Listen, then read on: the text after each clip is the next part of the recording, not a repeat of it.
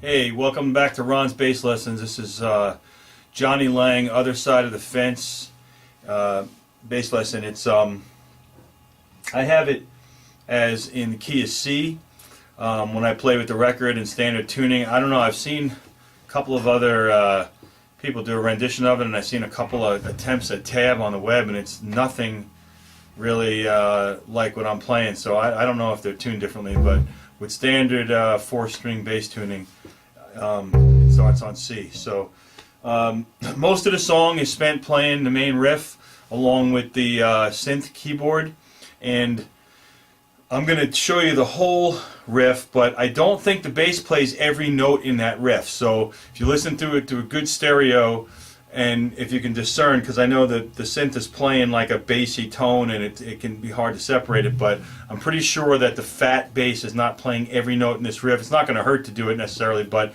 might add just a ton of funk if you cut out a couple of the notes where you hear it. But anyway, the main riff is okay,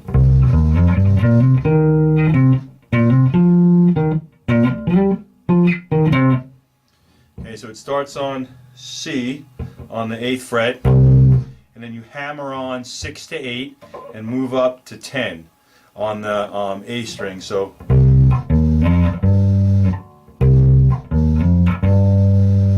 alright, so that's the first little piece of the riff. And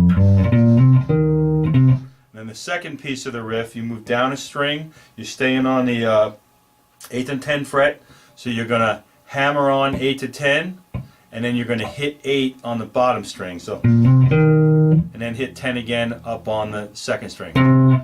So the two parts so far of the riff are, and then the second part is, so the whole first section,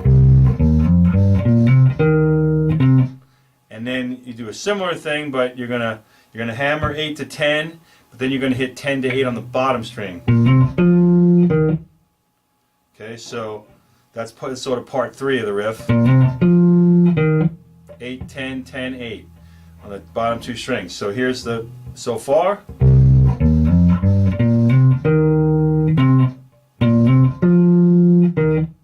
Alright, and then 8 to 10 one more time on that 2nd string. And then you're going 12, 10, 8 and 10 again, up 1 string, and that last note you come into the 2nd string. All the rest of them are on the bottom. So that's the last part of the riff. Hammer 8 to 10, 12, 10, 8, 10. So the whole riff slow.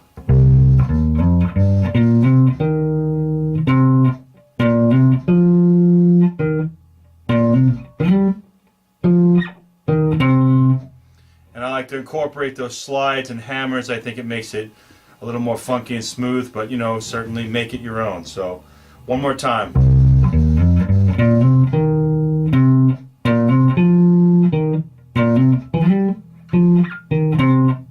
Alright. And then the chorus is just G and A, and it's in a kind of funky offbeat feel. You just have to play along with the record enough, you know.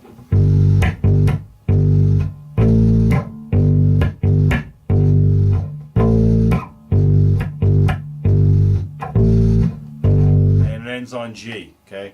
So it's like 3 times G, A, G, A, G, A, and then G.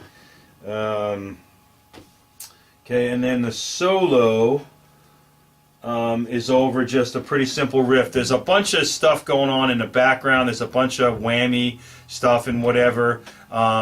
There might be a bass trill or two that's like, you know, something along those lines, but I think it's guitar. It's hard to tell because it's all mixed in, but really the essential part is you're holding down the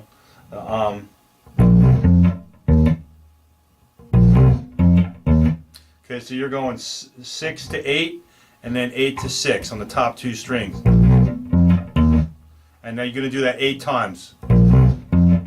Actually 7 times, because the last time is like a turnaround, so you're going to go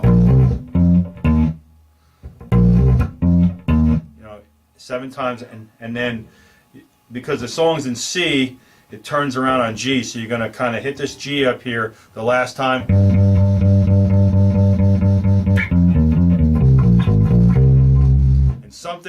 those lines to get you back to C, which is where the slow bridge happens and it just hangs on C. So what I do is just kind of, like you saw, a thump on G, and then I work my way back kind of pentatonic-ish into the C on 6 and 8 and 4.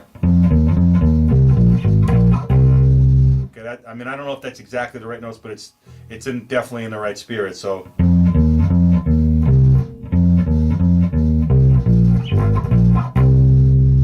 Pretty much as long as you play that kind of riff in time and end up on the C, it's going to work just fine. Check my notes, see if there's anything else.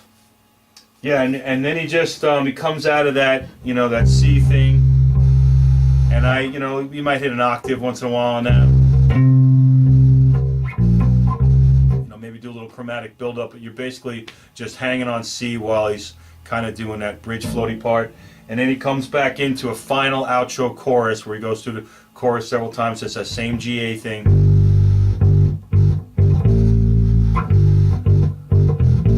And then the band kind of ends, and he actually ends on C. So if you, C. So if you want to hit the C when he hits that last, he says something about it's not a pot of gold or something. It's the last line.